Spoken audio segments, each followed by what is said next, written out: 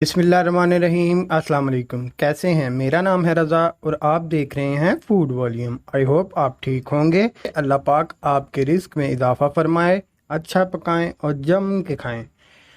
तो प्यारो, आज मैं आपकी खिदमत में एक बहुत ही ज़बरदस्त रेसिपी लेकर आया हूं। आज हम बनाएंगे मूंग दाल के पकोड़े। ये पकोड़े बहुत ही टेस्टी होंगे और झटपट से तैयार हो जाएंगे। तो चलते हैं अपने किचन की जान। चैनल पर नए हैं तो चैनल को सब्सक्राइब कर लें, बेल आइकन को प्रेस कर दें। बिस्मिल्लाहिर्रहमानिर्रहीम। हाफ टी स्पून जीरा लिया मैंने, 1 टीस्पून साबुत धनिया, 1 से 2 हरी मिर्चें कटी हुई, एक छोटे साइज का प्याज है चॉप किया हुआ, 250 ग्राम मूंग की दाल है जिसे मैंने 4 से 5 घंटे पहले भिगो के रख दिया था। कोई भी चीज़ हमने इसमें ऐड नहीं करनी और हमने दाल को पीस कर इसका पेस्ट बना लेना है जी। तो ये देखें, ऐसा पेस्ट होना चाहिए आपकी दाल का, ठीक है।